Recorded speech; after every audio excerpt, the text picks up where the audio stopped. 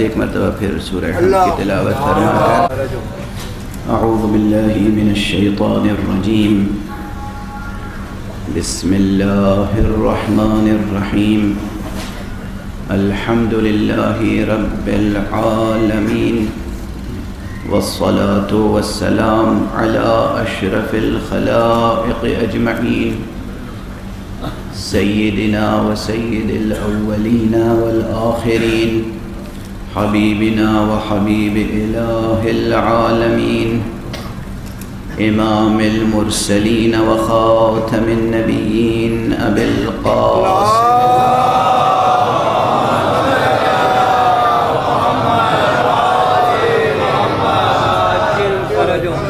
وعلى أهل بيته الطيبين الطاهرين الهداة المهديين المعصومين المظلومين واللعنة الدائمة على أعداء الدين أجمعين أما بعد فقد قال الله تعالى عز اسمه في محكم كتابه ومتقن خطابه بسم الله الرحمن الرحيم الله لا إله إلا هو الحي القيوم لا تأخذه سنة ولا نوم صلوات برحمة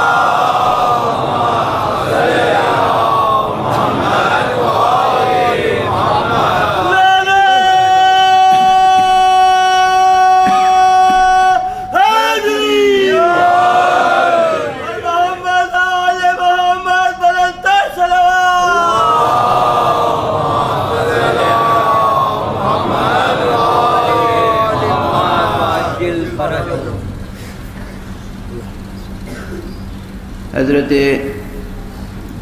سید الشہداء ابو عبداللہ الحسین علیہ السلام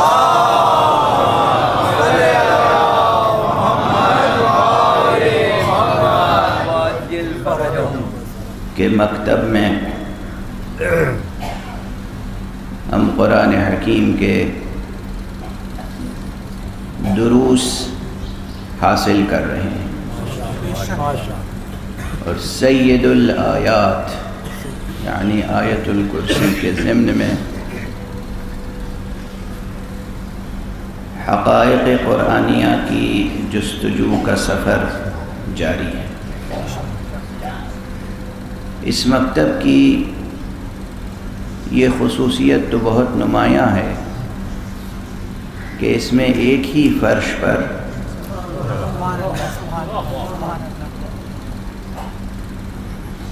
وقت کے بزرگ ترین علماء اور دانشور بھی تشریف فرما ہوتے ہیں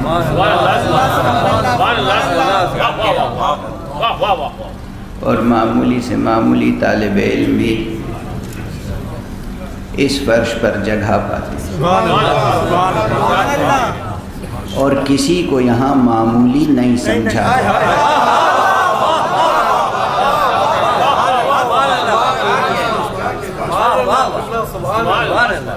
جب تک کوئی اس فرش تک نہ پہنچے کتنا ہی معمولی ہو اس فرش پر آنے کے بعد وہ غیر معمولی ہو جاتا ہے۔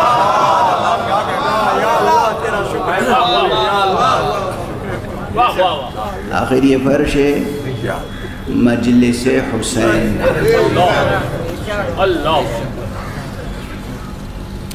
یہ فقرے میں اس لیے عرض کرتا ہوں تاکہ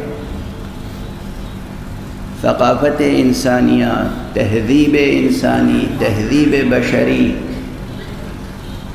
پر فلسفیانہ نقطہ نظر سے غور کرنے والے اور علمی اور تعلیمی نقطہ نظر سے غور کرنے والے ان نقطوں تک پہنچیں اور دیکھیں کہ خلاصہ تہذیب انسانی کیا ہے۔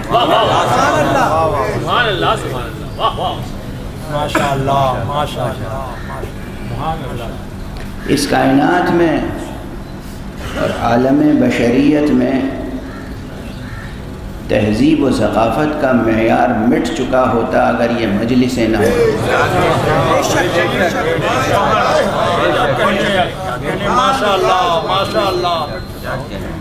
ان مجلسوں کو معمولی نہ سمجھیں،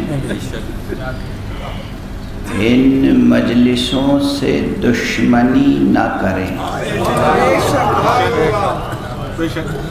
یہ مجالس آبرو بشریت ہیں، یہ جلسے، یہ مجلسیں شرافت انسانی کا حوالہ ہیں۔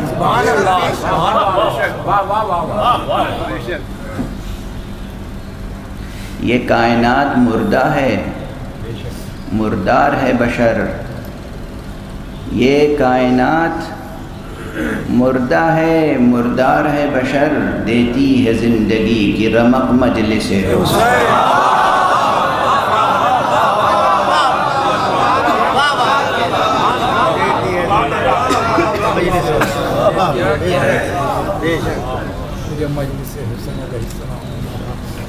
مجلس حسین علیہ السلام۔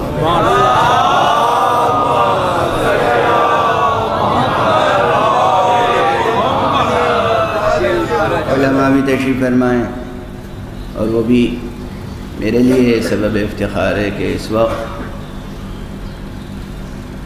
روئے زمین پر معصومین کے علاوہ، معصومین کے حضرت حجت علیہ السلام کا مرتبہ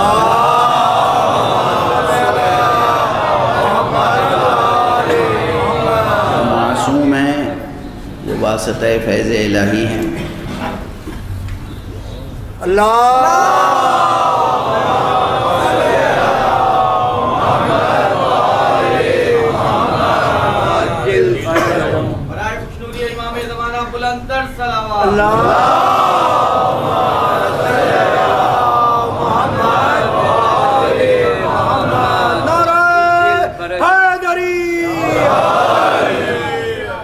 عام انسانوں کے درمیان، عام اہل اسلام کے درمیان، مومنین کے درمیان جو ایک بہت بڑی نشانی حق ہے، حضرت آیت اللہ العظمیٰ رہبر انقلاب اسلامی آیت اللہ سید علی حسینی خامنئی، پروردگار ان کا سایہ تمام مسلمانوں کے سر،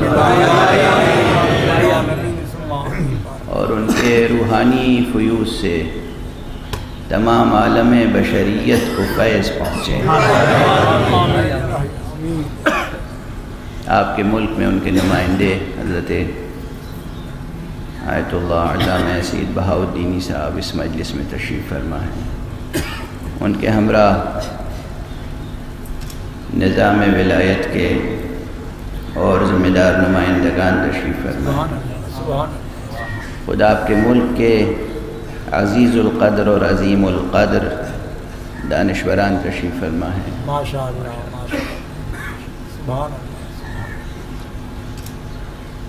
چیف جسٹس صاحبان تشریف فرما ہیں، ججز تشریف فرما ہیں،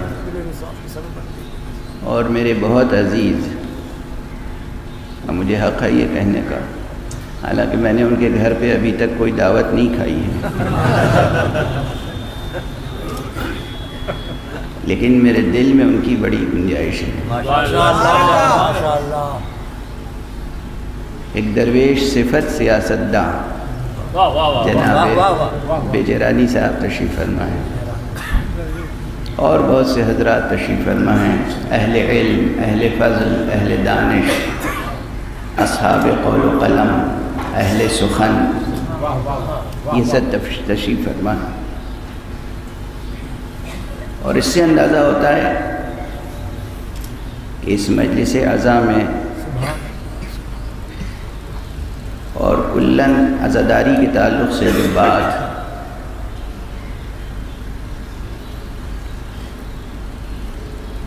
کہی جاتی ہے اور جسے بڑے دلاویز طریقے سے لکھنؤ کے شاعر جناب مہدی نظمی مرحوم نے بھی کہا ہے کہ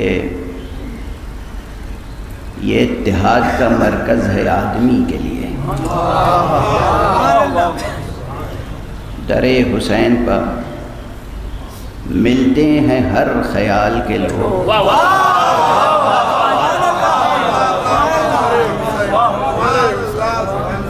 در حسین پر ملتے ہیں ہر خیال کے لوگ، یہ اتحاد کا مرکز ہے آدمی کے لیے۔ خدا کی قسم اگر انسان کسی ایک نام پر جمع ہو سکتے ہیں نا تو وہ صرف نام حسین ہے، مگر ہاں انسان جمع ہو سکتے ہیں، درندے نہیں۔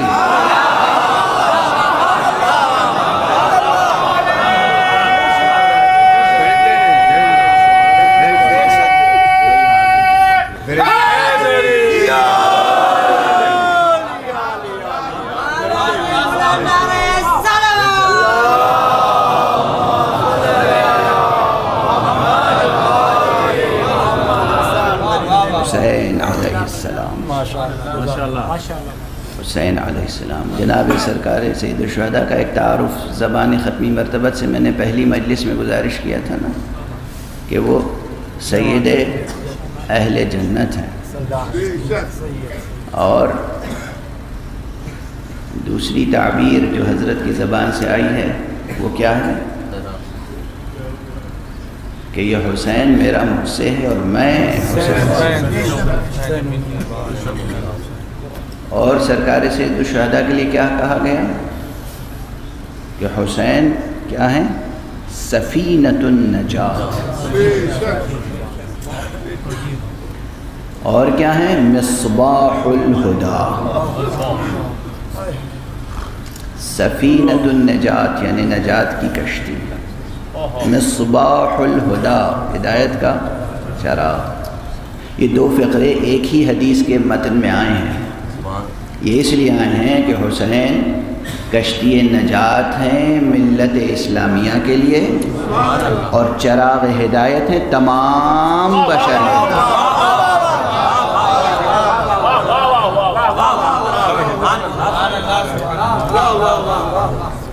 چراغ ہدایت ہیں تمام بشریت کے لیے، یہ حسین کہ جن کے مکتب میں ہم اور آپ بیٹھے ہیں۔ کتنا بڑا شرف ہے ہمارا، جتنا ناز کریں کم ہے، جتنا فخر کریں کم ہے کہ ہمیں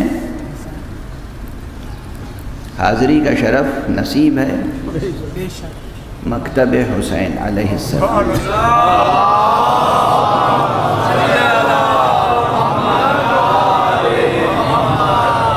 اور پھر اس مکتب میں ہم حضرت کی سیرت اور حضرت کے کردار اور حضرت کے اقوال کی روشنی میں قرآن سمجھنے کی کوشش کر رہے ہیں، اور قرآن کی روشنی میں حضرت کا کردار سمجھنے کی کوشش کر رہے ہیں، اس لیے کہ یہ ایک دوسرے کے لیے معرف کی حیثیت رکھتے ہیں، کوئی تیسرا معرف نہیں بن سکتا۔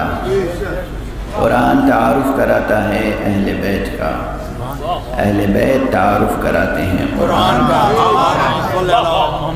یہ ایک دوسرے سے جدا نہیں ہو سکتے، جدا نہیں ہیں، جدا نہیں ہو سکتے، اس لیے کہ جدا وہ چیزیں ہوتی ہیں جن میں دوئی پائی جائے، یہاں وحدت ہے، یہاں کامل وحدت ہے، دوئی کا شائبہ بھی نہیں ہے۔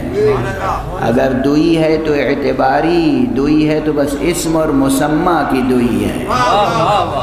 قرآن اسم ہے، یہ مسمہ ہے، قرآن نام ہے، یہ صاحب نام ہے۔ یہ سب باتیں گزارش کرتا رہا ہوں، ایک صلوات پڑھ دیجیے۔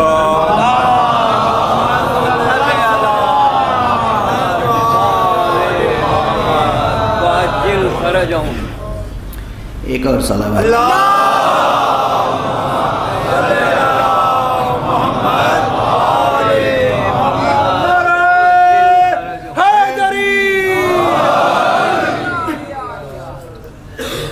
گزشتہ 2 دنوں سے ابتدائی مجلس میں حضرت کے کسی نہ کسی کلام کا حوالہ دیتا ہوں،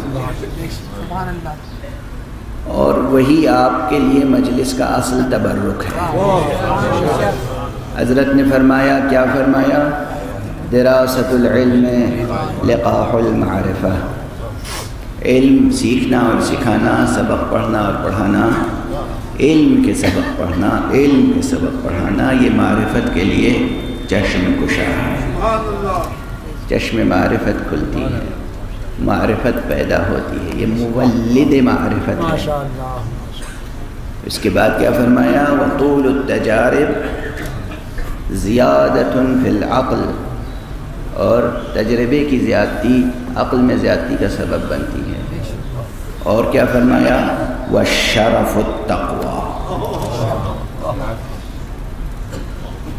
شرف تو بس تقوی ہے، تقوی ہی شرف ہے۔ یہ دو الفاظ ہیں صرف، الشرف التقوی، الشرف التقوی، یہ دو الفاظ پر مشتمل ایک فقرہ نہیں ہے، ایک جملہ نہیں ہے، ایک کلام نہیں ہے، یہ قرآن کا خلاصہ ہے۔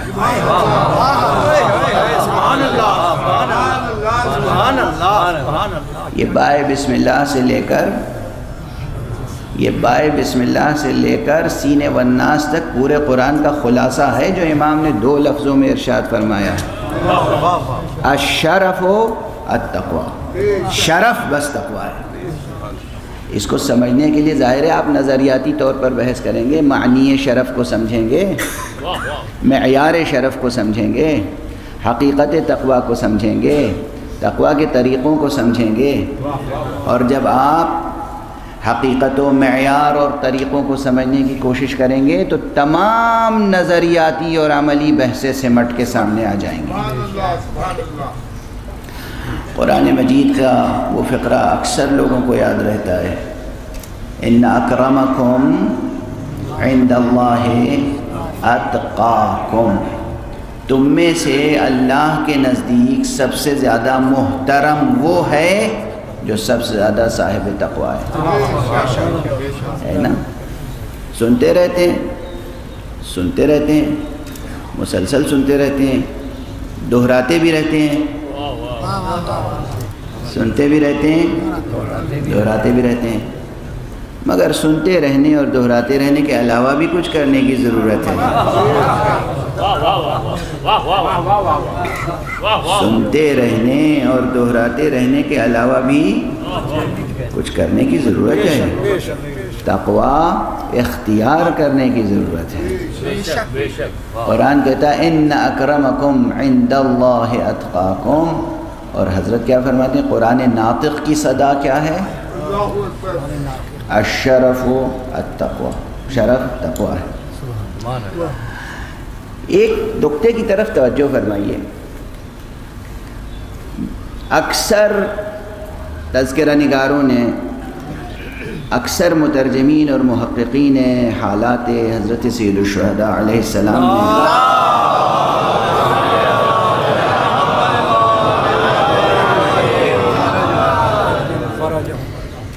ان فقروں کو ایک ہی خطبے کا حصہ قرار دیا ہے، اس طرح نقل کیا ہے جیسے ایک خطبے میں آپ نے یہ جملے کہے ہیں۔ اچھا خدا کی قسم یہ موقع وہ تو نہیں ہے کہ خالص ادبی انداز میں صرف ادبی بحثیں کی جائیں، مگر آپ اندازہ کیجئے ان میں سے ہر فقرہ الگ الگ ایک گوہر شاہوار ہے، ہر جملہ تنہا لکھا جائے تو ایک کتاب ہے، اور مسلسل پڑھا جائے تو ایک خطبہ ہے، ایک خطاب ہے، اور کہیں تکلف اور تصنع کا شائبہ بھی نہیں پیدا ہوتا۔ ایسا لگتا ہے کہ خطیب نے مسلسل چند جملے کہے ہیں، اور اگر توجہ رکھیں تو پھر ان جملوں میں ترتیب کے ساتھ مضمون کا ارتقاء ہے۔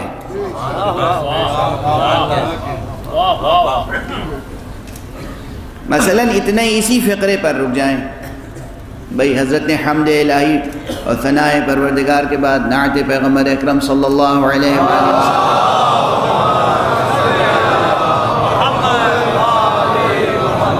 کے بعد خطبے کو آگے بڑھایا اور یہ جملے فرمائے انسانوں کی ہدایت کے لیے، انسانوں کی تعلیم کے لیے، انسانوں کی تہذیب کے لیے، تہذیب فکری، تہذیب اخلاقی، تہذیب ذات، تہذیب عمل، معاشرے کی تہذیب، اس تہذیب و تثقیف کے لیے، ثقافت سکھانے کے لیے، تربیت کے لیے آپ نے یہ جملے فرمائے جس میں تعلیمی اور علمی مسائل اور حقائق سموئے ہوئے ہیں۔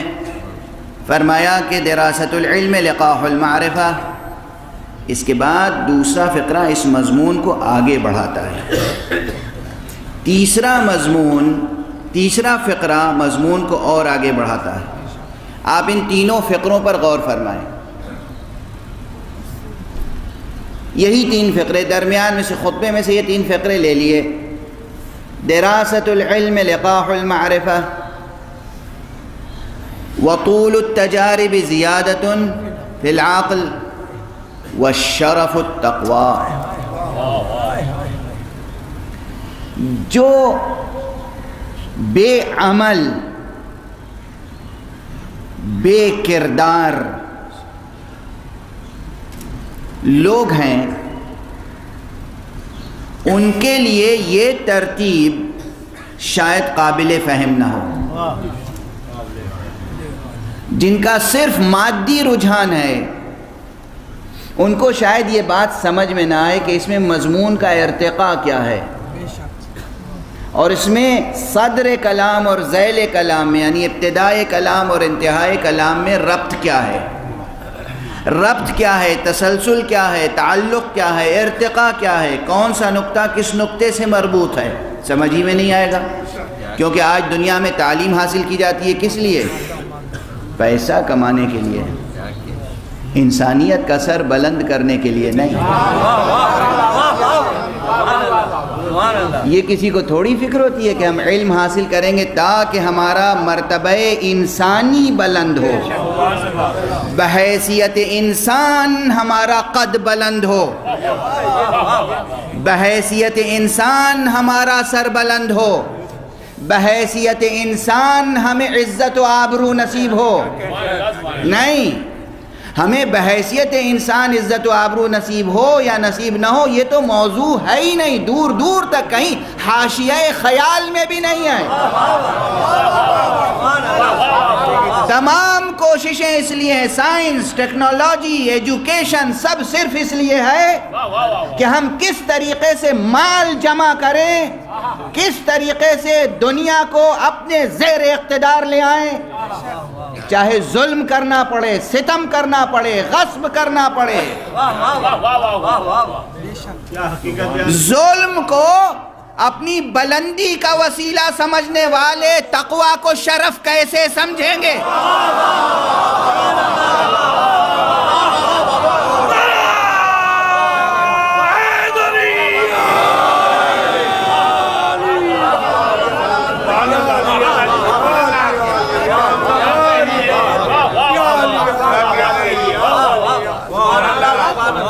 یہ مسئلہ، یہ عنوان، یہ مسائل فرد سے جڑے ہوئے ہیں اور معاشرے سے جڑے ہوئے ہیں، اور ملک سے جڑے ہوئے ہیں، گھر سے جڑے ہوئے ہیں۔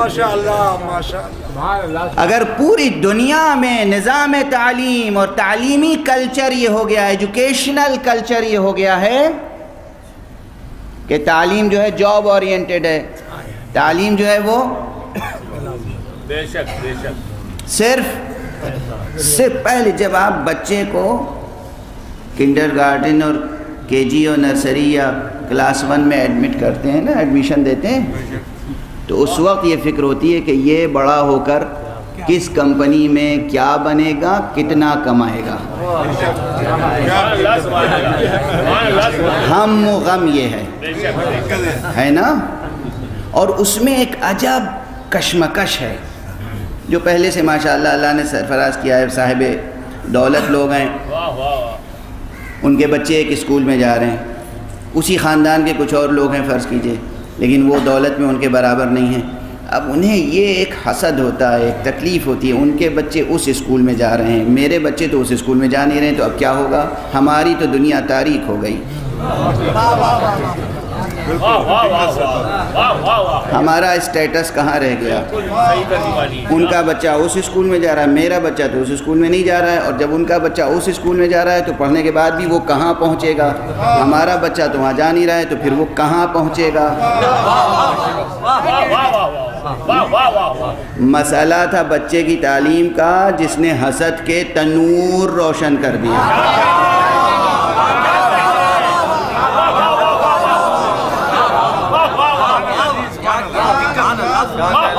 گھر گھر، بھائی بھائی کے درمیان، بھائی بہن کے درمیان، خاندان کے افراد کے درمیان حسد کے سینے نہیں، حسد کے تنور ہیں، حسد کی بھٹیاں جل رہی ہیں۔ ٹھیک ہے، یہ سب کس لیے؟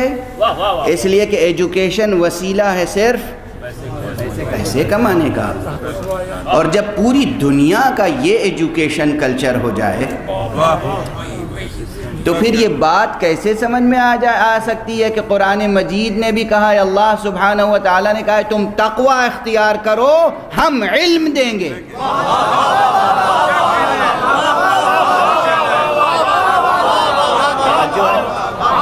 قرآن مجید میں پروردگار نے کہا کہ اتقوا اللہ وَيُعَلِّمُكُمُ اللَّهُ، تم تقوی اختیار کرو، اللہ تمہیں علم عطا فرمائے گا۔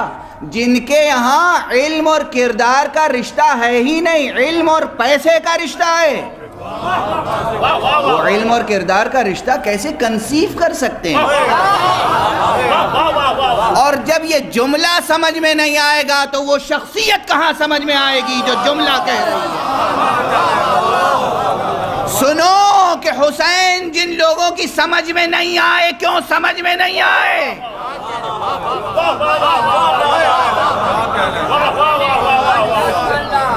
امام حسین اگر آج بھی سمجھ میں نہیں آتے، 21ویں صدی میں علم کی صدی کہلاتی ہے، انفارمیشن کی صدی کہلاتی ہے، سائنس کی صدی کہلاتی ہے، ٹیکنالوجی کی صدی کہلاتی ہے، ارتقاء کی صدی کہلاتی ہے، اس صدی میں مسلمان کو حسین سمجھ میں نہیں آتے۔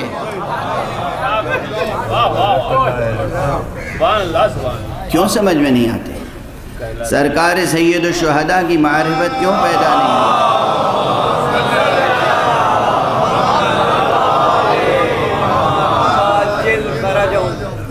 اس لیے سمجھ میں نہیں آتی کہ منطقیں دو ہیں، الگ الگ، ایک دنیاوی منطق ہے، ایک قرآنی منطق ہے، منطق وحی ہے، منطق الہی ہے، منطق معصوم ہے، ایک منطق خطا کار ہے، ایک منطق معصوم۔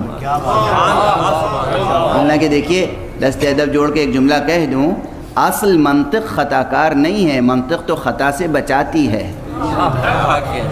علم منطق کی تعریف میں یہ فقرہ آتا ہے کہ منطق وہ علم ہے جس کے اصول اور قواعد کی رعایت فکر انسانی کو غلطی سے بچاتی ہے۔ ٹھیک ہے نا، منطق غلطی سے بچاتی ہے، یعنی جو شے، جو چیز کسی کو خطا سے بچائے وہ خود خطا کار نہیں ہو سکتی۔ خطا کار کسی اور خطا کار کو خطا سے کیا روکے گا؟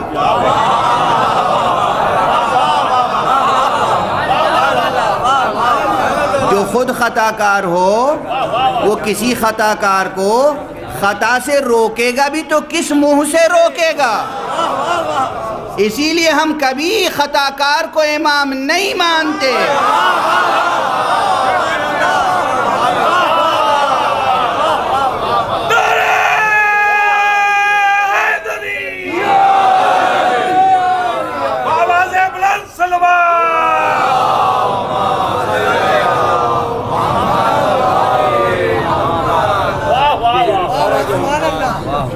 دیکھیں یہ عملی باتیں ہیں۔ کل تک آپ کہہ رہے تھے نا کہ بہت ہی سخت قسم کا فلسفہ ہو گیا، عقل کی تقسیم، عقل کی قسمیں، عقل کے مراتب، عقل فعال کیا ہے، عقل حیولانی کیا ہے، عقل انسانی کیا ہے، عقل بالقوہ کیا ہے، عقل بالفعل کیا ہے، عقل مستفاد کیا ہے، یہ عقل کے مراتب کیا ہیں، یہ تو ہماری سمجھ میں نہیں آئے۔ آج کی بات سمجھ میں آ رہی ہے کہ نہیں؟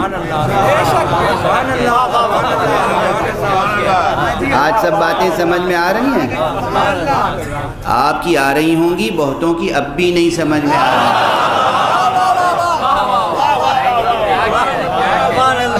آپ کی پاکیزگی نفس، یا آپ کا شرف کہ آپ ذکر حسین سن رہے ہیں اور مکتب حسین میں درس اخلاق اور درس قرآن حاصل کر رہے ہیں، آپ کا شرف ہے۔ ان جملوں میں ہے ایک تسلسل، ایک ارتقاء ہے مضامین کا۔ پہلے سبق پڑھنے پڑھانے کی بات ہوئی، اس کے بعد عقل میں زیادتی کی بات ہوئی، وہ بھی تجربوں کی زیادتی کے ساتھ۔ یہ ابھی معصوم کی بات نہیں ہے، یہ عام انسانوں کے لیے درس ہے، یہ عام انسانوں کے لیے فرما رہے ہیں حضرت کہ دیکھو تم جتنا علم حاصل کرو گے محنت سے گھوٹ کے جتنا علم کا شربت نوش جان کرو گے،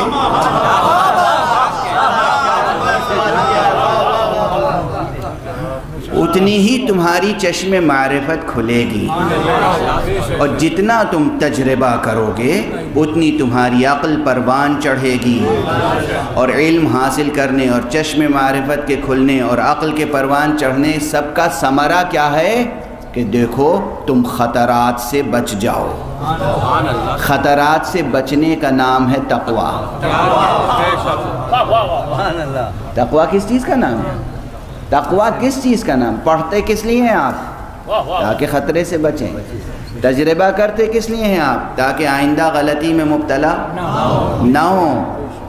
ایک مومن کی شان یہ بتائی گئی ہے کہ مومن نادان نہیں ہوتا، مومن احمق نہیں ہوتا، مومن غیر عاقل نہیں ہوتا۔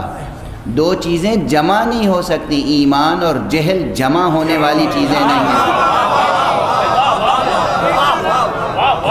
ایمان اور جہل، ایمان اور حماقت، ایمان اور سفاہت، ایمان اور بے عقلی جمع ہونے والی چیزیں نہیں ہیں، یہ متضاد چیزیں ہیں۔ جہاں ایمان ہوگا وہاں جہالت نہیں ہوگی، جہاں ایمان ہوگا وہاں فراست ہوگی، عقل ہوگی، علم ہوگا، نور ہوگا، تاریکی نہیں ہوگی۔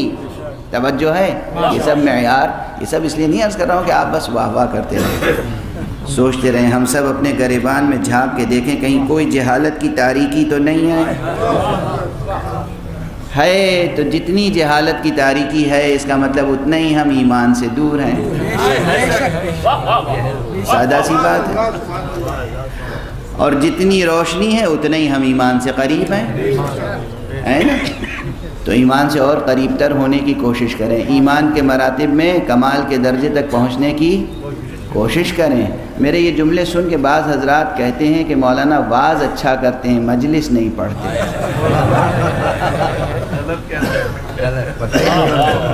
کیا آپ کا تصور مجلس یہی ہے؟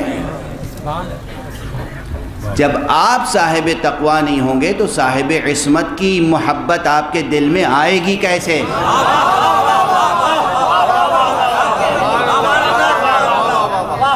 عبرت پکڑیں، دیکھیں دنیا میں جو لوگ معصومین کی محبت نہیں کر پاتے اس کی وجہ کیا ہے؟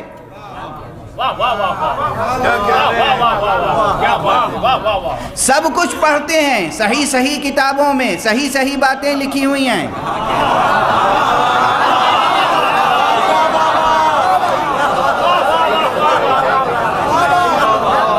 سب کچھ پڑھتے ہیں، پیغمبر کے مراتب، اہل بیت پیغمبر کے مراتب، اہل بیت پیغمبر کے فضائل، سرکار سید الشہداء کی حیثیت سب لکھی ہوئی ہے، صحیح ترین کتابوں میں لکھی ہوئی ہے، پڑھتے ہیں، دہراتے ہیں، سناتے ہیں، مگر حسین سے محبت کر نہیں پاتے۔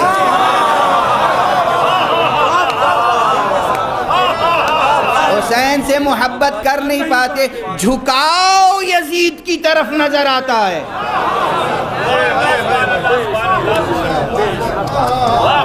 کیوں؟ اس لیے کہ وہاں تقویٰ نہیں ہے۔ حسین کی محبت، کسی بھی معصوم کی محبت کسی گناہگار دل میں، خطاکار دل میں ٹھہر نہیں سکتی۔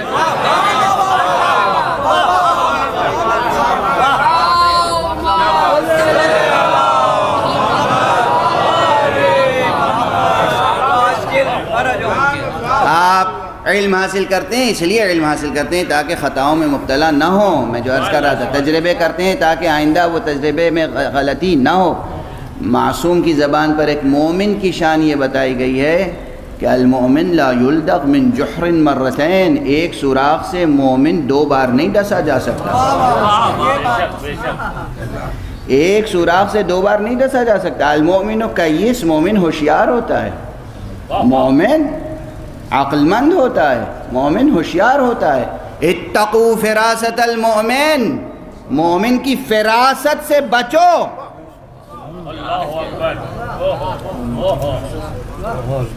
مومن کی فراست سے بچو، مومن کی یہ شان ہوتی ہے، مومن کی یہ شان ہوتی ہے۔ کیوں؟ کیسے؟ کون مومن ہوتا ہے وہ؟ جو علم کو جزو جان بنائے، جو علم کی روشنی میں راہ طے کرے، جو تجربے سے عقل میں اضافہ کرے۔ تو تجربے سے عقل میں اضافہ اور علم سے نور جان میں اضافہ ہوگا تو پھر حاصل کیا ہوگا؟ دنیا اور آخرت دونوں جہان کے خطرات سے انسان اپنے کو بچا لے گا۔ اسی بچا لینے کا نام ہے تقوی۔ جو بچا لے گا وہی کامیاب ہوگا، اسی کامیابی کا نام ہے شرف۔ حسین کیا کہہ رہے ہیں؟ الشرف التقوی، شرف ہی تقوی ہے۔ صلوات پڑھ دیں محمد۔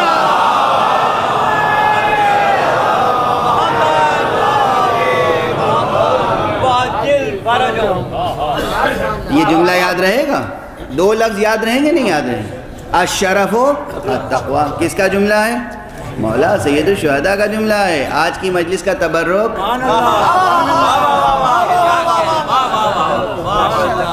دیکھیے، وہ کھانے پینے والا جو تبرک ہوتا ہے نا، اس پر ٹوٹ کے مت گرا کیجیے، چاہے وہ روز عاشورہ ہو، چاہے جلوس ازا ہو، چاہے سڑک پہ تبرک بٹ رہا ہو، چاہے کسی امام بارگاہ میں تبرک بٹ رہا ہو۔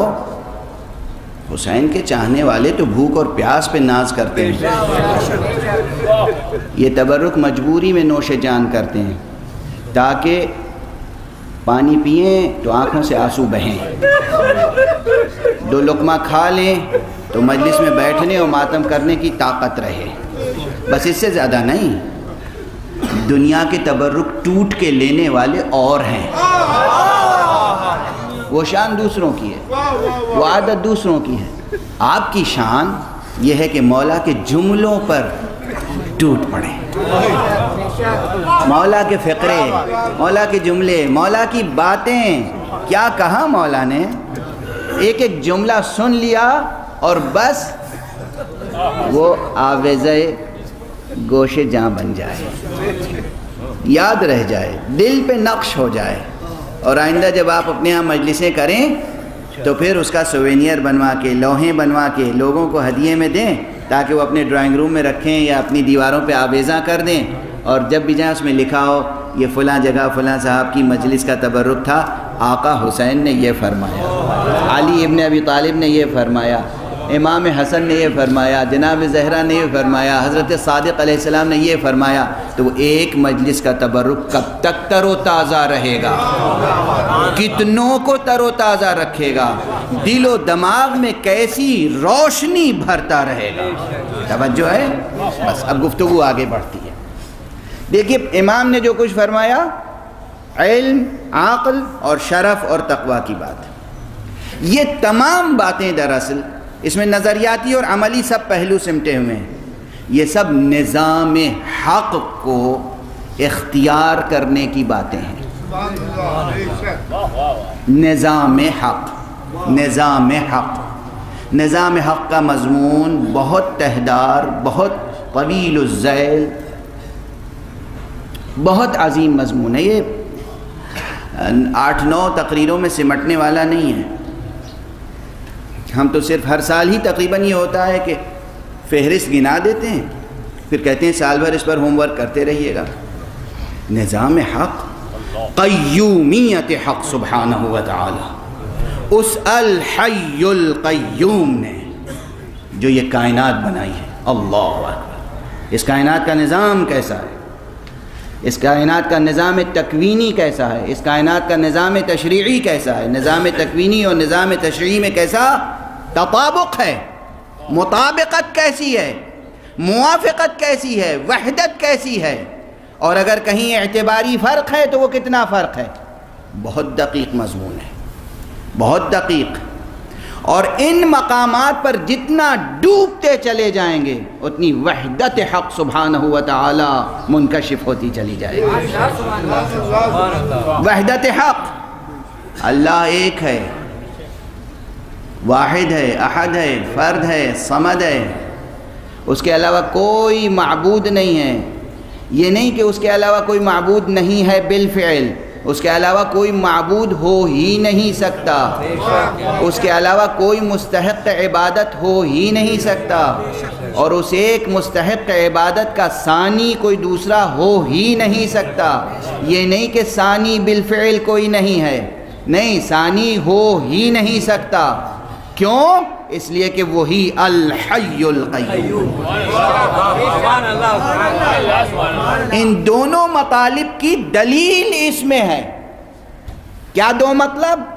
ایک کہ وہ ایک ہے اور وہی ہے، دوسرا کوئی نہیں ہے اور نہیں ہو سکتا، یہ ایک مطلب.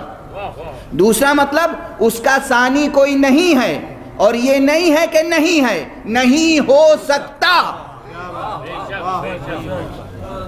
یہ دو مطالب ہیں، دو بحثیں ہیں. واضح ہے؟ یعنی وہ شبہ ابن کمونہ کی کہیں گنجائش نہیں ہے. نہیں ہے کوئی ثانی اور نہیں ہو سکتا، وہی ایک ہے اور کوئی اور ہو نہیں سکتا. یہ دو بحثیں ہیں، وحدت اور شرک. شرک ممکن نہیں ہے، وحدت برحق. ان دونوں بحثوں کی دلیلیں، ان دونوں بحثوں کی دلیلیں الحی القیوم میں. کتنی طویل بحث ہے الحی القیوم میں.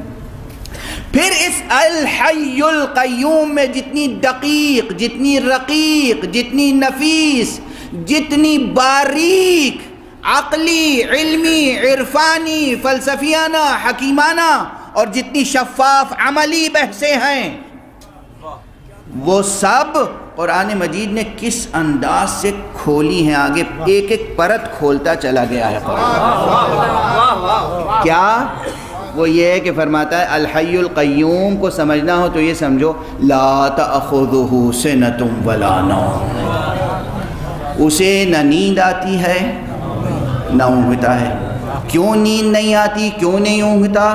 اس لیے کہ وہ قیوم ہے. وہ قیوم کیوں ہے؟ اس لیے کہ نہ اسے نیند آتی ہے نہ وہ اونگتا ہے.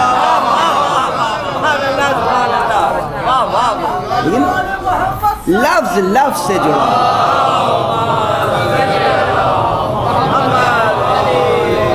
ایک بلندر صلوات پڑھیں.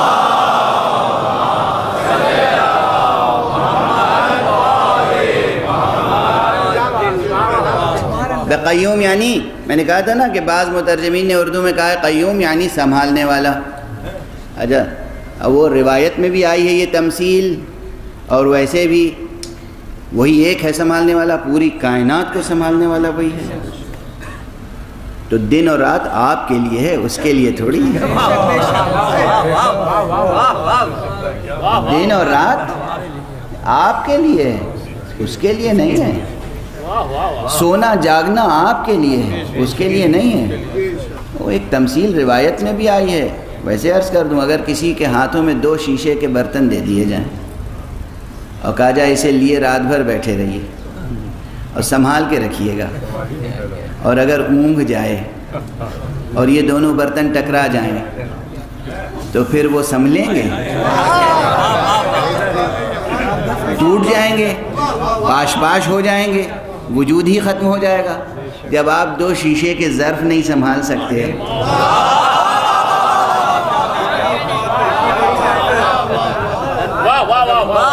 آپ 2 شیشے کے ظرف نہیں سنبھال سکتے، اگر ذرا اونگ جائیں، ایک ذرا پلک جھپک جائے، ایک ذرا اونگ جائیں تو 2 شیشے کے ظرف آپ نہیں سنبھال سکتے. اگر وہ اونگ جائے تو یہ کائنات سنبھلے گی؟ نہیں سنبھل سکتی نا. تو وہی قیوم ہے. کیوں؟ اس لیے کہ وہ نہ اونگتا ہے نہ سوتا ہے. گویا یہ اس دعوے کی دلیل یعنی دعویٰ اور دلیل، دعویٰ اور دلیل، دعویٰ اور دلیل، ایک کے بعد ایک. کیا تسلسل ہے کلام حق میں. لا تأخذه سنة ولا نوم له ما في السماوات وما في الارض. اسی کے لیے ہے جو کچھ آسمانوں اور زمینوں میں ہے، اسی کے لیے ہے، اسی کا ہے. یہ لہو، اس میں ملک بھی ہے، ملک بھی ہے، اسی کا ہے اور اسی کے لیے ہے. یہ تیسری دلیل ہے قیومیت کی. قیوم کون ہوگا؟ سنبھالے گا کون؟ جو مالک ہوگا. جو مالک نہیں ہوگا وہ کچھ نہیں سنبھالتا. آپ کا گھر کبھی نوکروں کے سہارے چلتا ہے؟ اور جو نوکروں کے سہارے گھر چلانا چاہتے ہیں ان کا گھر اجڑ جاتا ہے. ٹھیک ہے نا؟ گھر سنبھالتا ہے یا مالک، یا وہ جسے مالک نے مالک بنا دیا ہو.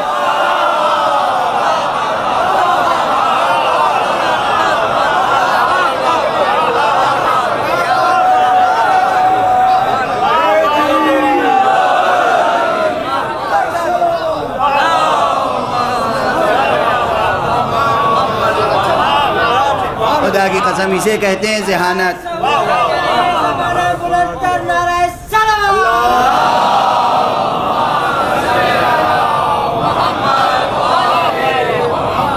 بھائی گھر نہ نوکر سے سنبھلتا ہے، نہ چاکر سے سنبھلتا ہے، نہ غاصب سے سنبھلتا ہے.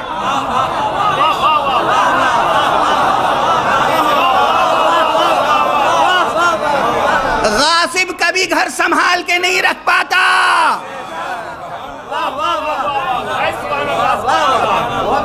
غاصب کبھی گھر سنبھال کے نہیں رکھ پاتا. وہ غصب کرتا ہے، لذت اٹھاتا ہے، برباد کر دیتا ہے.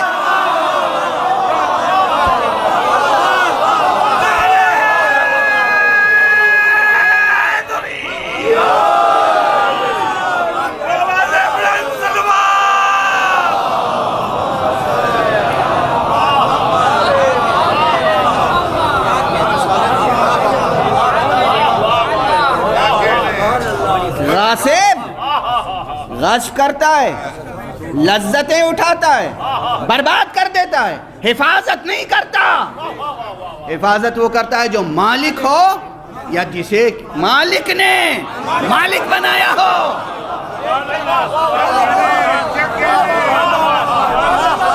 اب تم ڈھونڈو کوئی ہے جسے مالک نے مالک بنایا ہو.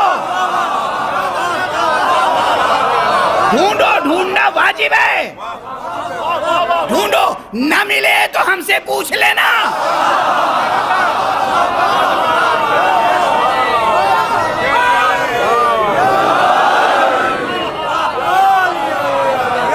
اور جب مالک مالک بناتا ہے تو وحدت باقی رہتی ہے، شرک نہیں ہوتا.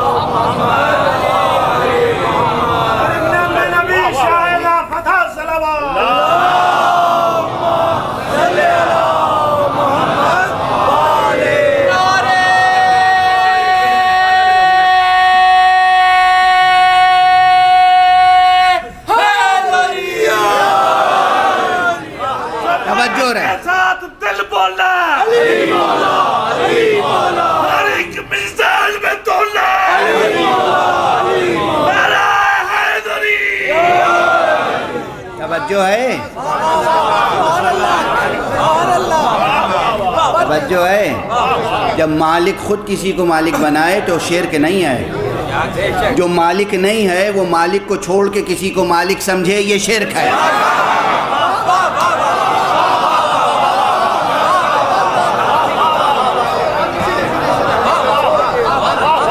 جو مالک نہیں ہے وہ مالک کو نہ پہچانے اور کسی اور کو مالک جانے، یہی کفر ہے، یہی شرک ہے۔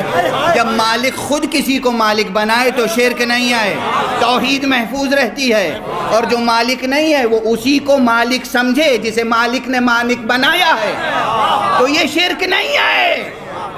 اب کسی نے مالک بنایا یا نہیں، ہم سے نہ پوچھو، قرآن سے پوچھو۔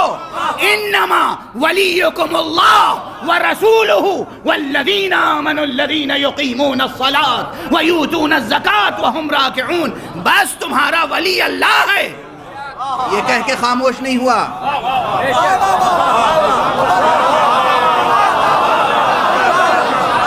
وہ ولی ہے، اور کوئی ولی ہے کہ نہیں؟ فل اسٹاپ ہے؟ نہیں، انما حصر ہے، بس تمہارا ولی اللہ ہے۔ بہت پہلے اس آیت پہ تفصیل سے گفتگو کر چکا ہوں، اس ممبر سے بھی کر چکا ہوں، لیکن یاد دہانی ضروری ہوتی ہے کسی موقع پر۔ یہ بات سمجھیں، لہو ما فی السماوات و ما فی الارض، جو کچھ زمینوں اور آسمانوں میں ہے، جو کچھ آسمانوں اور زمینوں میں ہے، سب اس کا ہے، سب اس کے لیے ہے۔ وہی مالک ہے، وہی ولی ہے۔ ملک اسی کے لیے ثابت، ملک اسی کے لیے ثابت۔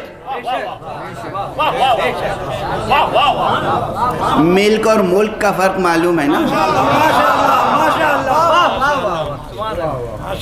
ملک یہ ملکیت ہوتی ہے چیزیں، ملک ملکیت پر اختیار ہوتا ہے۔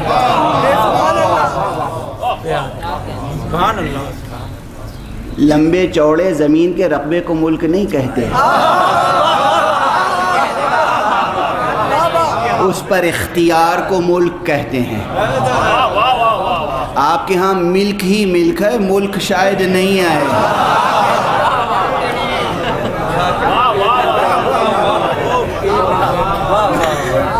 ملک آپ کی، ملک کسی کا۔ عجب بے چارگی ہے، اہل توحید عجیب طرح کے شرک میں مبتلا ہو گئے ہیں۔ اہل توحید عجیب طرح کے شرک میں مبتلا ہو گئے ہیں۔ توجہ ہے، ملک جس کی ہو اسی کا ملک ہو۔ یہ پوری کائنات ملک اللہ کی، پوری کائنات ملک اللہ کا، ٹھیک ہے؟ لہو ما فی السماوات وما فی الارض، چونکہ وہی مالک ہے، وہی مختار، وہی قیوم ہے۔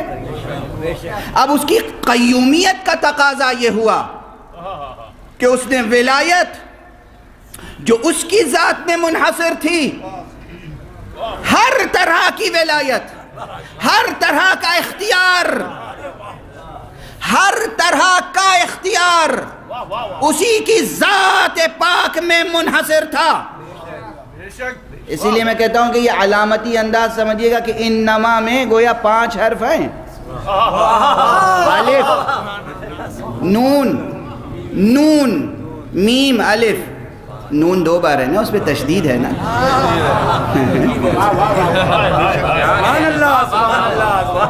ہے نا؟ انما کا ترجمہ کیجئے بس اور بس اور بس اور بس اور بس۔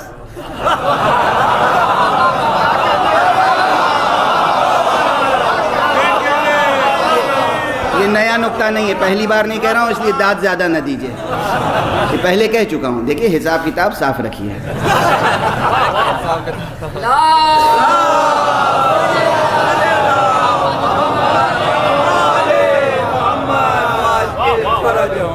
یہ حصار، 5 حصار کس لیے ہیں؟ یہ کلمہ حصر کس لیے؟ یہ اس لیے ہے تاکہ آپ سمجھیں کہ ہر قسم کا اختیار منحصر ہے ذات حق سبحانہ و تعالی، بس وہی ولی ہے۔ لیکن خود اس نے جب ولایت آگے بڑھا دی، اس نے فرمایا انما ولیکم اللہ، بس۔ اب وہ پھر آپ دہرا لیجئے گا 5 مرتبہ، بس بس ولی تمہارا اللہ ہے۔ تو آگے اس نے فل اسٹاپ یہاں پہ نہیں لگایا، کہ وَالرَّسُولُهُ، اور اس کا رسول وہ بھی ولی ہے۔ یعنی مالک نے ایک کو مالک بنا دیا.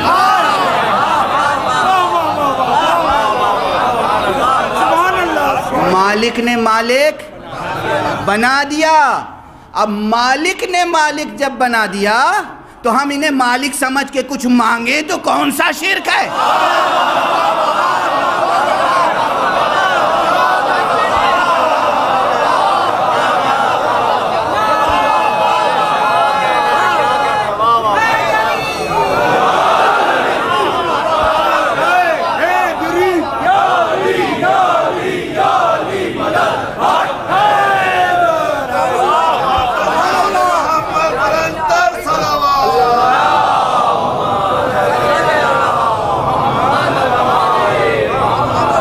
مانگنے کے مطلب کیا؟ مانگنے کا مطلب کیا ہے؟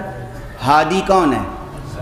اللہ ہے. جائیے اللہ سے ہدایت لے لیجئے براہ راست.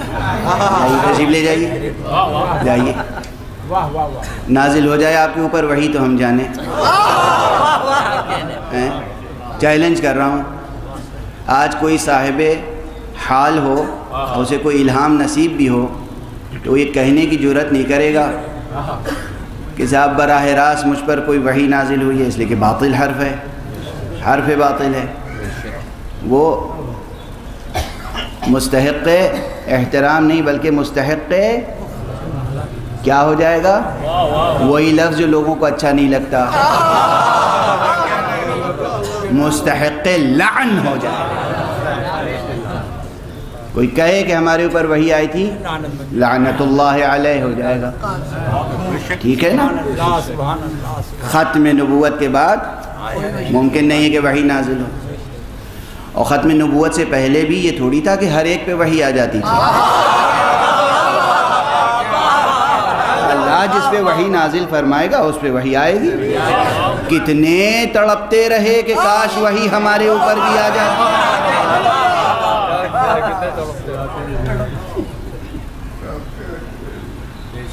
اللہ سبحانہ وتعالی سے ہدایت براہ راست آپ کو نہیں ملتی. ہادی وہ ہے، ہادی وہ ہے. اس کے اسماء حسنہ میں ایک اسم مبارک ہے ہادی، لیکن ہدایت فرماتے ہیں مصطفیٰ صلی اللہ علیہ وسلم.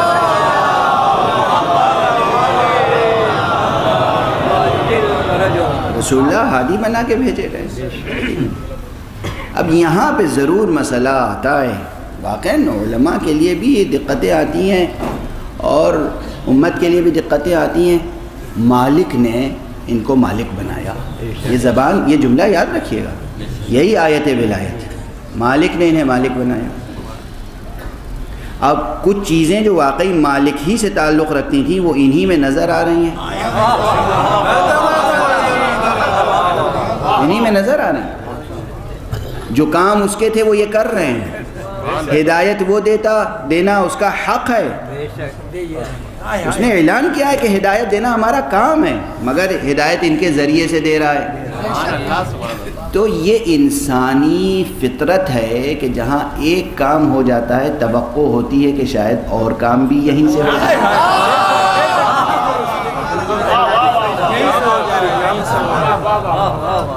اب استقرائی طور پر دیکھیے کہ ہدایت نہیں تھی، ہم گئے در مصطفیٰ پہ ہدایت مل گئی. اب پھر یہ ہوا کہ ہم بیمار پڑے، ہم گئے در مصطفیٰ پہ، ان کے لطف و کرم سے شفا مل گئی. اولاد نہیں تھی، ہم نے کہا یا رسول اللہ ہمیں اولاد مل گئی. رزق کی تنگی تھی، ہم نے توسل کیا یا رسول اللہ آپ کا امتی ہوں، رزق میں کشائش ہو گئی. ایک ایک بات ہم ان سے رجوع کرتے رہے اور ہمیں نصیب ہوتی رہی. اس اعلان نے اور اس تجربے نے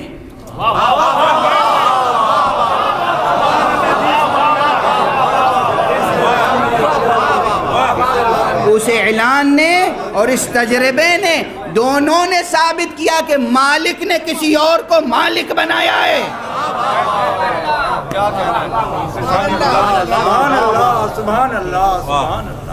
سنیں، میں نے جو مثال دی کس طریقے سے ان کے بزم میں کیا کیا نصیب ہوتا ہے. ترتیب بحث یاد رکھیے گا، توحید کے ساتھ نبوت کا ذکر ہوتا ہے اور نبوت کے ساتھ امامت کا ذکر،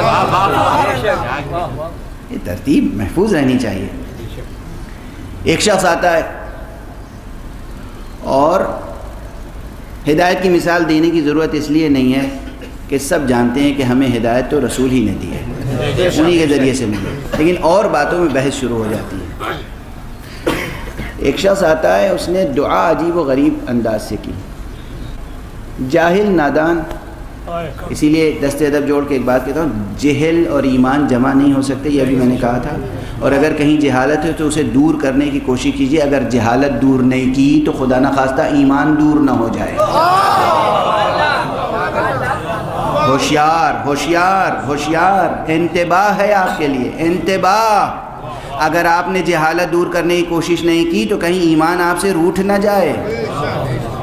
ایمان وہیں رہے گا جہاں علم کی روشنی ہو، علم کی شمع روشن ہو، علم کا چراغ جل رہا ہو۔ توجہ ہے؟ تو جاہل انسان کی دعا پوری نہیں ہوتی۔ خوب بحث ہوگی میرے اس جملے پر، ناراض ہو جائیں گے بہت سے لوگ، آستینیں الٹ لیں گے۔ ڈرو تو صحیح اپنے جہل سے، نفرت تو کرو جہالت سے۔ جاہل انسان عبادت کرتا ہے، اس کی عبادت کی کوئی قیمت نہیں ہے۔ 70 سال ایک جاہل عبادت کرے اور 1 گھنٹے ایک عالم بیٹھ کے فکر کرے، اس عالم کی فکر اس جاہل کی عبادت سے افضل ہے۔ 1 گھنٹے کی عالم کی علمی ریاضت عابد کی، زاہد کی، جاہل عابد و زاہد کی 70 سال کی عبادت سے افضل ہے، افضل ہے، یہ حقیقت ہے۔ اس لیے جاہل حضرات رات رات بھر جاگ کر جو چلہ کشی فرماتے ہیں اس پہ غرور نہ کریں، غرور نہ کریں، ناز نہ کریں، کچھ نہیں۔ میں نے مثال دی تھی نا کہ بسم اللہ بھی صحیح پڑھنے آتی نہیں، عملیات پر نازاں ہیں۔ اور ایک صاحب تو مجھ سے روٹ گئے تھے، مجھ سے کہنے لگے میں نماز شب پڑھ کے آپ کے لیے بد دعا کروں گا۔ میں نے کہا کہ نماز شب دعا کرنے کے لیے ہے، بد دعا کرنے کے لیے۔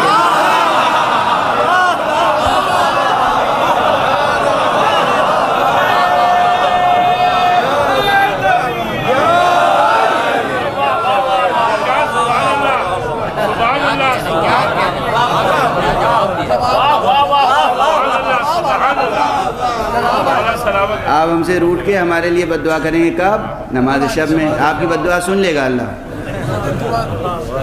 سن لے گا۔ اللہ بھی نعوذ باللہ نعوذ باللہ، اللہ کوئی خوشامد پسند بادشاہ ہے، جو بھی چاپلوسی کی باتیں کرے اللہ اس کی باتوں میں آ جاتا ہے۔ ایسا نہیں ہے، اللہ دیکھتا ہے کہ یہ عبادت کرنے والا جاہل ہے کہ عالم۔ جاہل اپنی عبادت پہ نازا نہ ہو جب تک کہ علم نہ ہو اس کے پاس، عالم اپنے علم پر نازا نہ ہو جب تک کہ عمل نہ ہو اس کے پاس۔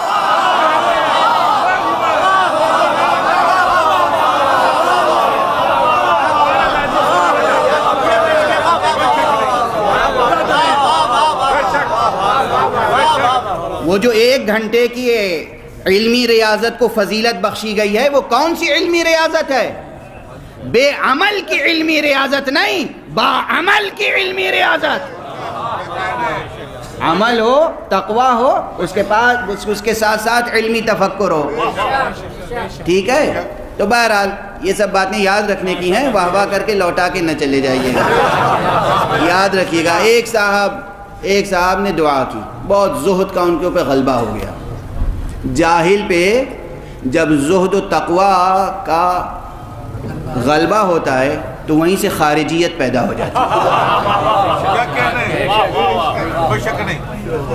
جب جاہل پر زہد و تقوی کا غلبہ ہوتا ہے تو وہیں سے خارجیت بھی پیدا ہو جاتی ہے، علم، معرفت۔ اب جناب والا پتہ نہیں کیا کیا دعا کرتے رہتے ہیں، جیسی سمجھ ویسی دعا، اور اسی لیے دعائیں پوری نہیں ہوتی۔ آپ اپنی سمجھ سے دعا کرتے ہیں، وہ اپنے علم سے دعا پوری کرتا ہے۔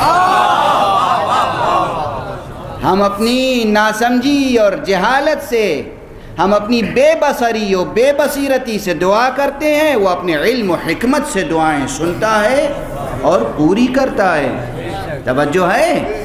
اس لیے جب دعا پوری نہ ہو تو شکر کریں، دعا پوری ہو جائے تب تو شکر آپ کرتے ہی ہیں، کہنے کی ضرورت نہیں ہے۔ جب دعا پوری نہ ہو تب بھی شکر کریں اور توبہ کریں، سمجھ جائیں کہ کوئی ایسی ہی دعا تھی جو خود میرے حق میں بہتر نہ تھی، ورنہ ممکن نہیں ہے کہ بندے کی کوئی ضرورت ہو اور آقا پوری نہ کرے۔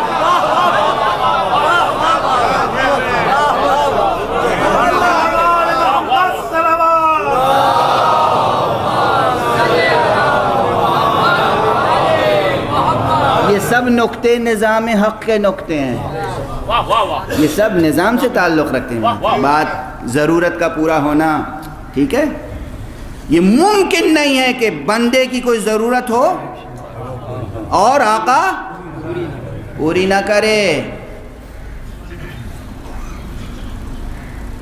لوگ منع کرتے ہیں ایسی باتیں نہ کیا کیجئے، مگر میں کیا کروں؟ ایک جملہ کہہ دوں، جو ہوگا دیکھا جائے گا۔ یہ جملہ یاد رکھیے گا کہ ممکن نہیں ہے کہ بندے کی ضرورت، غلام کی ضرورت، نوکر کی ضرورت آقا پوری نہ کرے۔ آپ صاحب شرف ہیں، آپ صاحب حیثیت ہیں، آپ کے گھر کے نوکر چاکر ہیں، آپ ان کو تنخواہ دیتے ہیں نہیں دیتے ہیں؟ کوئی ایسا صاحب حیثیت ہے کہ وہ منظور کر لے کہ وہ کھا پی کے آرام سے سوئے، اس کا نوکر بھوکا سو جائے؟ کوئی ہے؟ اچھا کوئی ایسا ہے کہ وہ خود آرام سے سوئے اور چاہے کہ اس کا نوکر زیر آسمان سو جائے؟ نہیں، ایسا ہوتا نہیں، بالکل نہیں ہوتا، بالکل نہیں ہوتا۔ یہ کیسے ممکن ہے کہ کوئی امام حسین کا نوکر ہو اور بھوکا سو جائے؟ جن لوگوں نے اپنے آپ کو امام حسین کی نوکری میں دیا ہے نا، وہ امام حسین کے تذکرے کو جن سے بازار نہ بنائیں۔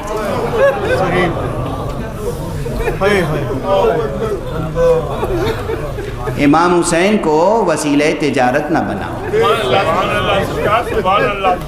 ذکر مولا کو وسیلہ تجارت نہ بنائیں۔ عزیزان محترم، آقا اگر حسین ہے تو بہت کریم آقا ہے۔ ہم آپ جیسے اپنے نوکروں کو بھوکا پیاسا نہیں دیکھ سکتے، تو اگر رشتہ پکا ہے، رشتہ سچا ہے، اگر واقعی خود کو امام کی غلامی میں دیا ہے تو امام کے تذکرے پہ سودے بازی نہ کریں، امام کے کرم پہ بھروسہ کریں۔ بہرحال ممکن نہیں ہے کہ بندے کی کوئی ضرورت ہو اور آقا پوری نہ کرے۔ اس لیے اگر کوئی ضرورت آپ سمجھ رہے ہیں، ہم سمجھ رہے ہیں کہ ہماری یہ ضرورت ہے اور ہم دعا بھی کر رہے ہیں، دن رات دعا کر رہے ہیں، پوری نہیں ہو رہی ہے، اس کا مطلب کہ ہماری غلط فہمی ہے، ہم غیر ضروری کو ضروری سمجھ رہے ہیں۔ وہ ہماری ضرورت ہے نہیں، اضافی ضرورت بنا رکھی ہے ہم نے۔ ہماری عقل ناقص ہے، وہ سمجھتا ہے کہ کیا ضروری ہے کیا ضروری نہیں ہے۔ بہرحال تو ہماری دعاؤں کے انداز بھی الگ ہوتے ہیں۔ اب ایک صاحب نے دعا کر لی، کیا ناز بندگی تھا جناب کا، وہ بھی ناز بندگی جہالت اساس۔ تو انہوں نے یہ دعا فرمائی، یا اللہ جو کچھ مجھے وہاں عذاب ہونا ہے وہ یہیں دنیا میں ہو جائے، تاکہ میں وہاں سرخرو رہوں۔ کبھی کسی کے ذہن میں آ سکتی ہے یہ بات؟ اب جناب وہ مختلف بیماریوں میں مبتلا ہو گئے، سر سے پیر تک پھوڑے پھنسیاں، درد، تکلیف، زخم، چلنے پھرنے سے عاجز۔ عرب کے بدوؤں میں سے ایک صاحب تھے، بدوؤں کی عقل ہی کیا، نہ کل عقل تھی نہ آج عقل ہے۔ اب وہ جناب والا ان کے عزیز اقربا انہیں اٹھا کے پیغمبر کی خدمت میں لے آئے حضور نے، اور کہا کہ حضور یہ دیکھیے بیماریوں میں مبتلا ہے، سر سے پیر تک پھوڑا ہو رہا ہے، حضور نے اس سے مسکرا کے پوچھا تو نے دعا کیا کی تھی؟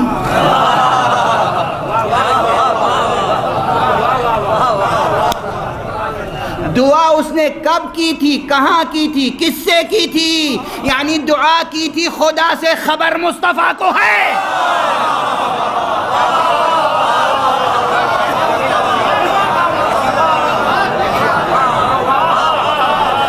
آج کی مجلس میں یہ ایک نقطہ بھی سمجھ کے اٹھے نا تو میری محنت سوارت ہو گئی۔ دعا کی تھی خدا سے براہ راست، براہ راست جانے والے مصطفیٰ کی آنکھوں سے بچ نہیں سکتے۔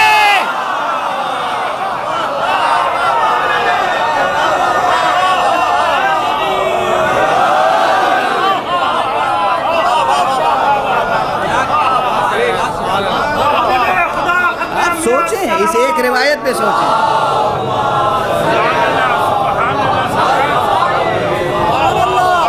اس ایک روایت کے محتوا پر، اس مغز پر سوچیں۔ مغز سخن کیا ہے یہاں پر؟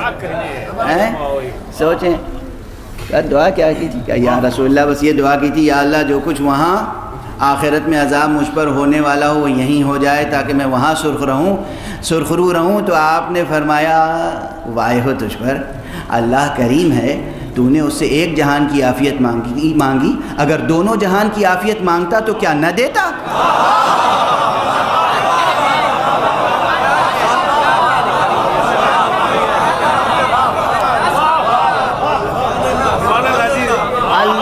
اگر دونوں جہان کی عافیت مانگتا تو کیا نہ دیتا؟ توجہ ہے، اللہ کی حکمتیں، اللہ کا رحم، اللہ کا کرم، اللہ کی رافت سے کون باخبر کر رہا ہے؟ رحمت للعالمین۔ مالک کے مزاج کو یہ مالک پہچانتا ہے۔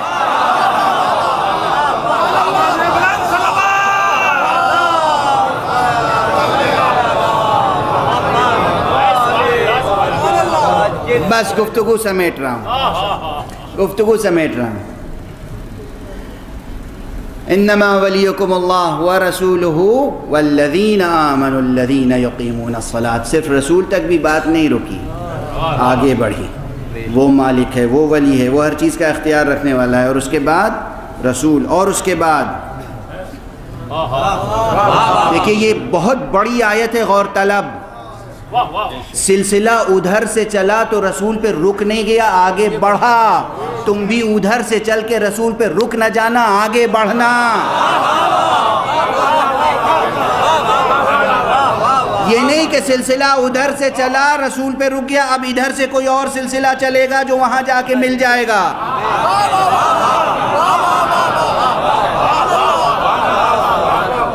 یہ ممکن نہیں ہے۔ نظام حق، نظام حق، قیومیت حق، اس کو اس کی گہرائی کے ساتھ سمجھیں۔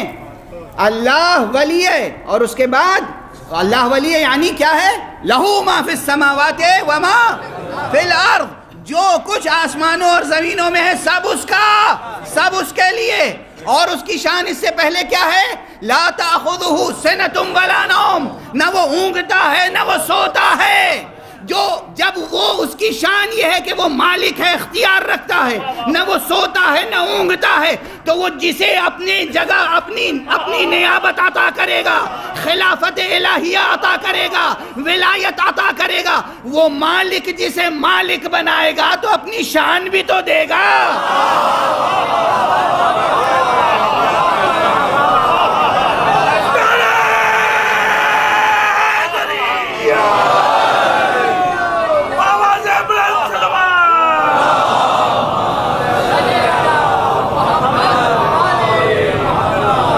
اگر وہ نہ اونگتا ہے نہ سوتا ہے تو اسی لیے اس کے اولیاء کی شان یہ ہے کہ سر و گردن میں جدائی ہو جائے تب بھی ان کی زندگی باقی رہتی ہے۔ وہ دیکھتے بھی ہیں، وہ سنتے بھی ہیں، ان کے لیے موت لا یعنی ہے، وہ مرتے نہیں ہیں، وہ مرتے نہیں ہیں۔ قتل ہو جانا اور ہے، مر جانا اور ہے۔ بس وقت تو تمام ہو چکا ہے، اور چند مجلسیں اور کتنی شہادتیں، کن کن شہادتوں کی طرف اشارہ کروں؟ نبی کا مرتبہ بہت بلند ہوتا ہے، امام معصوم کا مرتبہ بہت بلند ہوتا ہے، ایک مومن متقی کا مرتبہ امام معصوم جیسا نہیں ہوتا۔ جناب مسلم امام معصوم نہیں تھے، مگر میں نے کہا اپنے برادر معظم جناب حجت الاسلام والمسلمین مولانا ذوالقدر رضوی صاحب کا جملہ میں نے نقل کیا تھا، مسلم حسین کے اعتماد کا نام ہے۔ مسلم کے گھرانے کی شان کیا ہوگی، رسول کے بچے کیسے ہوں گے؟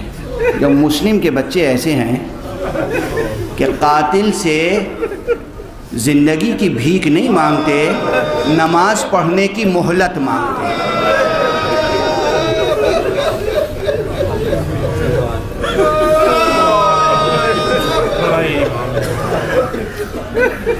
عام طور پر عشرہ محرم میں مسلم کے بچوں کا تذکرہ نہیں ہوتا، مگر میں سمجھتا ہوں کہ مسلم کا تذکرہ بھی ہونا چاہیے اور مسلم کے بچوں کا تذکرہ بھی ہونا چاہیے۔ اس لیے یہاں اس عزاخانے میں جو ذکر کی ترتیب تھی اسے میں نے تبدیل کرنے کی گزارش کی۔ میں نے کہا کہ آج کی تاریخ میں یہاں جناب مسلم کے بچوں کا تذکرہ ہونا چاہیے، کل انشاءاللہ جناب زینب کے بچوں کا تذکرہ، اس کے بعد جناب علی اکبر کا تذکرہ ہوگا، جناب قاسم کا ہوگا، جناب عباس کا ہوگا۔ 9 محرم کو انشاءاللہ اس ننھے شہید کا تذکرہ ہوگا جس کا عام طور پہ یہاں 5 کو ہوا کرتا ہے۔ بس اب مجھ میں طاقت ختم ہو گئی، کمزور بھی محسوس کر رہا ہوں، وقت بھی ختم ہو چکا ہے، بس اشارہ کر رہا ہوں۔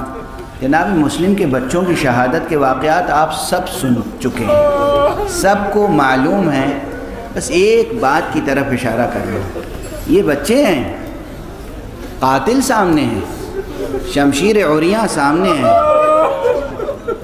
مہلت کس چیز کی طلب کر رہے ہیں؟ نماز کی مہلت۔ بچوں، جوانوں، عزیزوں، عزاداروں، ماتمیوں، قاتل سے مہلت مانگ رہے ہیں نماز کے لیے، زندگی کی بھیک مانگنا عار ہے ان کے لیے۔ قاتل سے کوئی چیز بھی طلب کرنا ذلت ہے، مگر اللہ کے ذکر کی مہلت مانگنا۔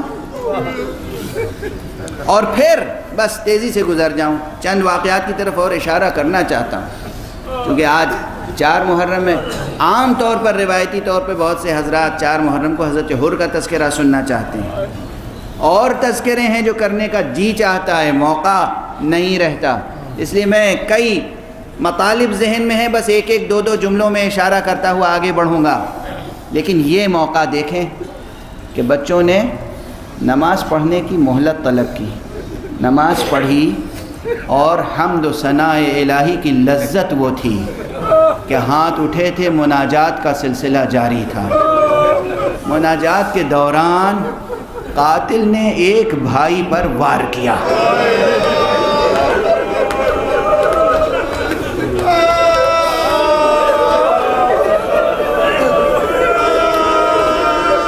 اس بھائی کا سر تن سے جدا ہوا، اور دوسرا بھائی تڑپنے لگا، بھائی کی محبت میں تڑپنے لگا۔ قاتل نے یہ واقعہ مرثیہ نگاروں نے لکھا ہے، شعراء نے نقل کیا، خطبہ نقل کرتے آئے ہیں، میں اس میں کوئی استبعاد نہیں سمجھتا، کہتے ہیں کہ ایک بھائی کا سر قلم کیا اور اس کا لاشا دریا میں ڈال دیا۔ دیکھیے کیا منظر ہے، کہتے ہیں وہ دریا میں لاشا ڈوبا نہیں،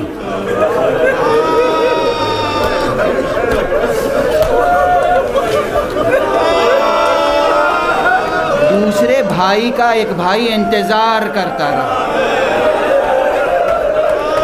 جب قاتل نے دوسرے بھائی کا سر قلم کیا اور وہ لاشا بھی ڈالا ہے تو دونوں لاشیں بغلگیر ہو گئے۔ یہ گلے کے کٹنے کے بعد یہ شعور، یہ مظاہر زندگی، جب شہداء کی زندگی کا یہ عالم ہے تو اس کی حیات اور اس کی قیومیت کی کیا کیفیت ہوگی؟ بس اجرکم علی اللہ، اجرکم علی اللہ۔ دو ایک فقرے اور عرض کروں تاکہ وہ تذکرے بھی ہو جائیں۔ آج 4 محرم ہے، 4 محرم کو حر کا تذکرہ ہوتا ہے، اور میں حر کے تذکرے کو بہت اہم سمجھتا ہوں۔ اس لیے اہم سمجھتا ہوں، آپ حضرات کو میرا یہ جملہ یاد ہوگا، ہم جیسے گناہگاروں کے لیے، ہم جیسے خاکیوں اور خاتیوں کے لیے معصومین کی سیرتیں تو بہت بلند ہیں۔ حسین ہم میں سے کوئی نہیں بن سکتا، ہم میں سے کوئی اکبر بھی نہیں بن سکتا، ہم میں سے کوئی قاسم بھی نہیں بن سکتا۔ میرا جملہ یاد ہوگا، میں نے کہا تھا حسین بننے کے لیے فاطمہ جیسی ماں درکار ہے۔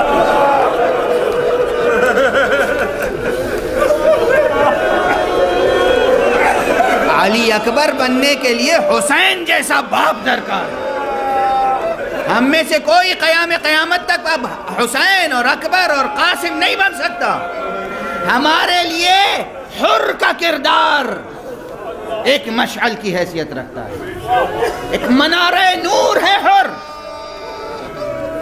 حر دنیا کو ٹھوکر مارنا کوئی حر سے سیکھے، جہنم سے جنت تک کا فاصلہ طے کرنا کوئی حر سے سیکھے، امام وقت کی معرفت کوئی حر سے سیکھے، معرفت کے تقاضے کو عملاً پورا کرنا کوئی حر سے سیکھے، کلمہ لا الہ الا اللہ کا تقاضا پورا کرنا کوئی حر سے سیکھے، محمد رسول اللہ کے کلمے سے وفا کا حق ادا کرنا کوئی حر سے سیکھے۔ حر شب عاشور تک لشکر یزید میں تھے، مگر، اور کہنے دیجئے کوئی تکلف کی بات نہیں، شب عاشور تک حر لعنت اللہ علیہ تھا، اور اس کے بعد علیہ السلام ہو گیا۔ کیسے ہو گیا؟ فطرت پاک تھی، حسب نسب درست تھا، مولا کی معرفت تھی، تو حر مجبور ہوا سوچنے پر، ادھر باطل ہے ادھر حق، ادھر جہنم ہے ادھر جنت، ادھر یزید کا لشکر ہے ادھر محمد کا بیٹا۔ حر کے نزدیکی دوسرے لوگ کہتے ہیں کہ ہم دیکھ رہے تھے حر سر تاپا لرز رہا تھا، گھوڑے پہ بیٹھا ہوا لرز رہا تھا۔ ایک شخص آیا، اس نے کہا حر خدا کی قسم اگر کوئی مجھ سے پوچھتا تھا کہ پورے اہل کوفہ میں سب سے بہادر کون ہے تو میں تیرا نام لیا کرتا تھا، میں تجھے کیا دیکھ رہا ہوں، یہ لرزہ پڑا ہوا ہے، ہاتھ پیر لرز رہے ہیں۔ حر نے کہا تجھے اندازہ نہیں میں کس کیفیت میں ہوں، میں جنت اور جہنم کے درمیان اختیار کی کیفیت ہے۔ اور اس کے بعد ایک جملہ کا خدا کی قسم میں جنت پر جہنم کو ترجیح نہیں دے سکتا، یہ کہا ایڑ لگائی حسین کی طرف، بس گفتگو سمیٹ رہا ہوں، گفتگو سمیٹ رہا ہوں، جی بھر کے گریہ کیجئے گا۔ حسین کے پاس بھی حر پہنچے ہیں تو کیا حیت تھی، کیا کیفیت تھی، ادبا نے، شعراء نے، خطبہ نے نقل کیا ہے مسلسل اپنے اپنے انداز میں، جو بھی کیفیت تھی یہ یقینی ہے کہ حر سر نے اڑائے ہوئے تھا، شرمندگی تھی، ندامت تھی۔ اس پر دلیل کیا ہے؟ حسین علیہ السلام کا جملہ جب آقا کے پاس پہنچا تو آقا نے فرمایا ارفع رأسک، اپنا سر تو اٹھاؤ۔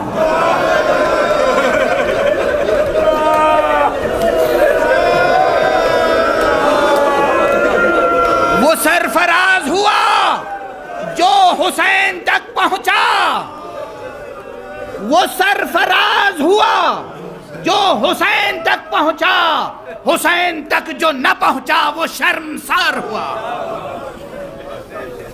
اور سر اٹھاؤ۔ اور نے کہا یا ابن رسول اللہ حل لی من توبہ، فرزند رسول کیا میرے لیے توبہ ہے؟ میرا جرم بہت سنگین ہے، میرا جرم بہت سنگین ہے۔ ایک جملہ تاریخ میں آیا ہے، حر نے اپنا جرم جہاں گنایا ہے پروردگار سے خطاب کر کے مناجات کے درمیان، وہاں کہا پروردگار مجھے معاف فرما دے، میں نے اہل بیت کے گھر کے بچوں کے دلوں کو ڈرایا ہے، خوف دلایا ہے۔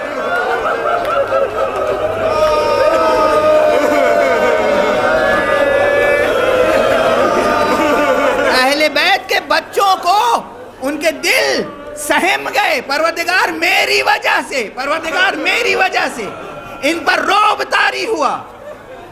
اس نے اپنے انداز میں جب توبہ کی ہے تو یہ اپنا جرم اعتراف کیا کہ میں نے ڈرایا، میرے عمل سے یہ بچے سہم گئے، ڈر گئے، موت کا خوف۔ خدا سے توبہ کی، آقا سے معافی طلب کی، آقا نے سند دی، حر تم دنیا میں بھی حر ہو، آخرت میں بھی حر ہو۔ اور اس کے بعد حر نے امام پر جان نثاری کا حق ادا کیا، خود تھا، بیٹا تھا، غلام تھا، بھائی تھا، حر تنہا نہیں آئے تھے۔ حر نے سب سے پہلے اپنے بیٹے کو میدان میں بھیجا، کہا بیٹا جاؤ فرزند رسول پر جان نثار کرو۔ بس ختم کر رہا ہوں میں، ایک جملہ بہت آہستہ سے کہوں گا اور آپ دیر تک گریہ کریں گے۔ حر نے اپنے بیٹے کو بھیجا، بیٹے نے بے پناہ جنگ کی، اور اس کے بعد جب زخموں سے چور ہو کر حر کا بیٹا گھوڑے سے زمین پر آیا، اس نے ایک مرتبہ کہا بابا میری خبر لو۔ حر تیزی سے میدان میں پہنچے، جب میدان میں پہنچے تو دیکھا حسین پہلے موجود۔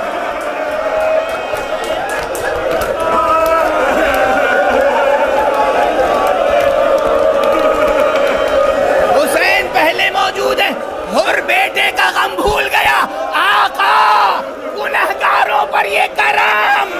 کہا حر مجھے معلوم ہے بوڑھے باپ سے جوان بیٹے کا لاشا نہیں اٹھتا۔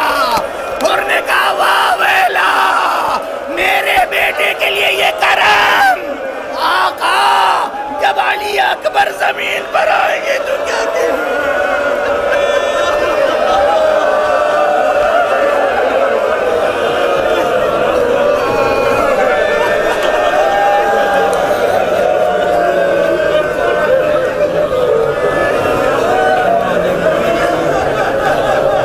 پروردگار ہمیں علوم قرآن اور معارف اہل بیت سے آشنا فرما، معبود ہمیں تہذیب آل محمد کے سانچے میں ڈھال دے۔ پروردگار جو بیمار ہیں انہیں صحت کاملہ عطا فرما، جو بے روزگار ہیں انہیں رزق و روزی سے سرشار فرما۔ پروردگار ملت اسلامیہ کو تہذیب آل محمد کے سانچے میں ڈھال دے۔ معبود برکات اسلام کو تمام عالم بشریت کے لیے عام کر دے۔ پروردگار اپنے ولی آخر کو اذن ظہور عطا فرما، اور ان کے ہاتھوں سے اپنی رحمت و رافت و عدالت کا پرچم لہرا دے۔